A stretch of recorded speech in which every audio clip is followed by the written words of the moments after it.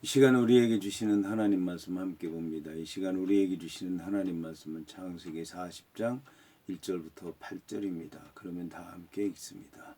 그 후에 애굽 왕의 술 맡은 자와 떡 굽는 자가 그들의 주인 애굽 왕에게 범죄한지라.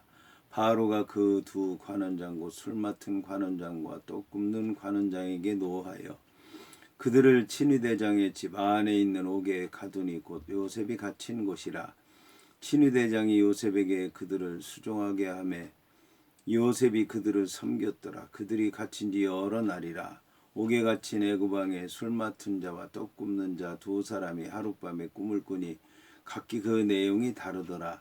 아침에 요셉이 들어가 보니 그들에게 근심의 빛이 있는지라. 요셉이 그 주인의 집에 자기와 함께 갇힌 바로의 신하들에게 묻되 어찌하여 오늘 당신들의 얼굴에 근심의 빛이 있나이까. 그들이 그에게 이르되 우리가 꿈을 꾸었으나 이를 해석할 자가 없도다. 요셉이 그들에게 이르되 해석은 하나님께 있지 아니하니까 청하건대 내게 이르소서. 아멘. 오늘 말씀의 제목은 두 관원장의 꿈입니다. 그러면 본문의 말씀을 통해 함께 은혜 나누도록 하겠습니다. 오늘 말씀은 그 후에 애굽 왕의 술 맡은 자와 떡 굽는 자가 그들의 주인 애굽 왕에게 범죄했다는 말씀으로 시작을 합니다. 오늘 이제 떡 굽는 관원장과 또 술 맡은 관원장 두 사람이 애굽 왕에게 범죄했다는 말씀이 나오는데, 범죄했다는 얘기는 빗나갔다는 얘기입니다. 표적이 빗나갔다는 얘기입니다. 그러니까 화살을 쏘았는데 그 화살이 관역에 맞지 않고 화살이 빗나가게 됐다는 이제 그런 말씀입니다. 길을 가는데 올바른 길로 가지 못하고 옆길로 갔다는 그런 말씀입니다. 인생의 길을 가는데 똑바로 가지 못하고 잘못된 길로 가서 목표를 잃어버리게 됐다는 그런 말씀입니다. 이것은 이제 개인의 문제라고 하면 작은 일이고 개인이 해결하면 되는 문제이지만 이 문제는 작은 문제가 아니라 아주 큰 문제라고 하는 것을 알 수 있습니다. 왕 앞에서 술 따르고 떡을 구워서 대접하는 일은 왕 개인에 관한 문제가 아니라 나라 전체의 문제가 될 수도 있는 것입니다.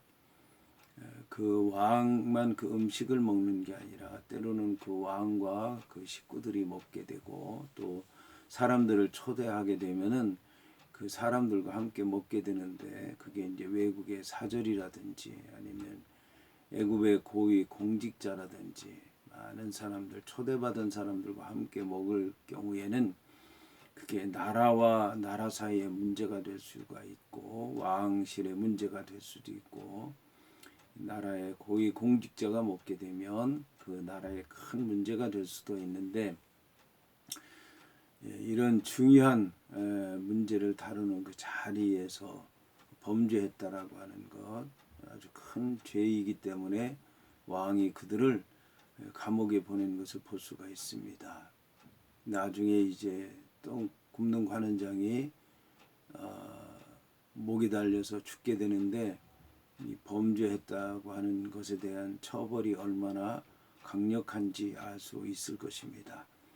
여하튼 이렇게 이제 두 관원장이 범죄해서 감옥에 갇히게 됐다. 그런데 그들을 친위대장의 집 안에 옥에 가두니 곧 요셉이 갇힌 곳이었다는 것입니다. 그런데 친위대장이 요셉에게 그들을 수종들게 했다는 것입니다. 놀라운 것은 이 친위대장이 처음에는 감옥의 간수장 밑에서 간수장을 도와서 시중 들면서 하인으로 일하게 했는데, 이제는 이제 이 떡 굽는 관원장과 또 술 맡은 관원장의 밑에서 일할 수 있도록 그렇게 했다라고 하는 것입니다. 이것은 이제 이 친위대장이 요셉을 시험했는데 이 시험에 통과했다는 그런 얘기인 것입니다. 처음에는 이제 친위대장 집에서 여호와가 함께 하시는 것을 보고 그를 이제 가정 총무로 삼게 됐는데, 시위대장의 아내가 요셉을 유혹해서 그가 이제 감옥에 들어갔는데 감옥에 들어갔을 때도 역시 이제 간수장 밑에 있도록 했는데 간수장이 여호와 하나님께서 요셉과 함께 하셔서 복을 받는 걸 보고 시위대장이 이제는 이게 두 사람이 범죄했는데 떡 굽는 관원장과 술 맡은 관원장 밑에서 일할 수 있도록 해도 되겠다 해서 이제 그들을 밑에서 일할 수 있도록 하게 된 것입니다. 이제 이 시위대장이 시험한 것이 하나하나 이제 통과하게 되는 것을 볼 수가 있습니다. 마지막으로 이제 왕이 꾼 꿈에 대해서 요셉이 해몽을 함으로 거기서 또 시험에 통과하게 되었습니다. 이를 통해서 이제 우리가 알아야 되는 것은 우리 작은 일에도 최선을 다해야 되겠고 감옥에서도 최선을 다해야 되겠고 살인자의 집에 벌거벗긴 채로 20냥에 팔려서 갔을지라도 최선을 다하고 주님을 믿고 말씀 안에 살게 되면 형통하게 된다라고 하는 것입니다. 여기서 이제 이 수종 들었다라고 하는 것은 종으로서 일했다라고 하는 게 아니라 하인으로서 일했다라는 것을 얘기하는 것입니다.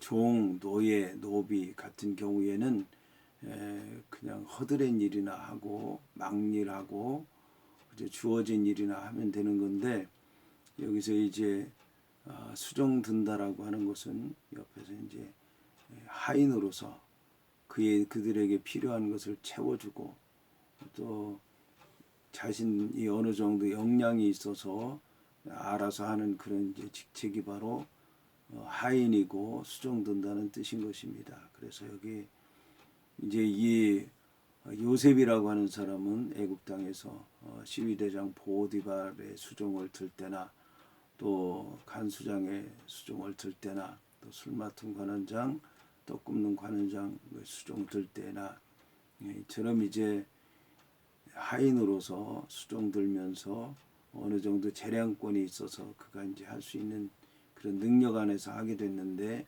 이게 바로 여호와 하나님께서 함께 하시고 여호와 하나님께서 지혜를 주시고 여호와 하나님께서 일하셔서 이런 일이 일어나게 된 것입니다.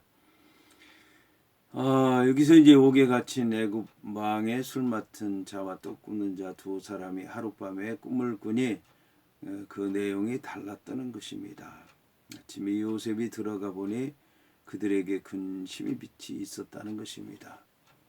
근심의 빛이 있었다는 얘기는 어둠 가운데 있었다는 얘기고 침울에 있었다는 얘기고 생각이 산산조각이 났다는 그런 말씀인 것입니다.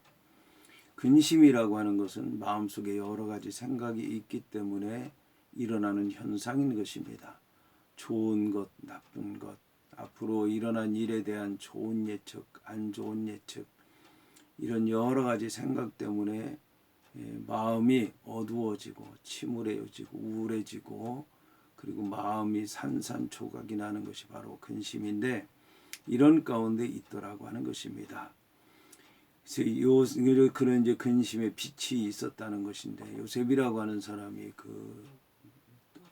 그들을 알게 된 것은 그들의 마음까지도 헤아렸던 것이고 그리고 그들을 위해 기도했던 것이고 여호와 하나님께서 인도할 줄로 믿고 말씀을 따라 살았기 때문에 그들의 근심의 빛까지도 알 수 있게 됐다라고 하는 것입니다.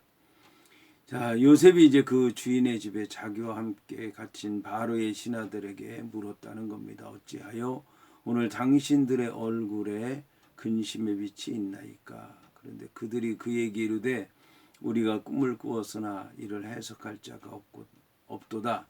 요셉이 그들에게 이르되 해석은 하나님께 있지 아니하니까 청하건대 내게 이르소서라고 얘기를 한 것입니다. 그래서 이제 해석이라고 하는 것은 드러내 보이는 것입니다. 보이지 않는 것을 보이도록 드러내 보이는 것인데 특히 이제 꿈을 해석한다는 얘기는 마음속에 이상 가운데 그들이 이제 품고 있는 그런 것까지도 다 드러내는 것인데 사람이 할 수 없다는 겁니다. 이건 하나님께서 하신다라고 하는 그런 말씀인데 이것은 이제 요셉이 자기가 믿은 모든 꿈이 하나님께서 주신 꿈이라고 하는 것을 얘기하는 것이고, 그리고 이들이 꾼 꿈도 사람이 꾼 것이긴 하지만 하나님께서 해석하시게 된다를 알려주시면 그 안에 있는 모든 것들이 드러나게 된다라고 하는 것을 이제 얘기하는 것입니다.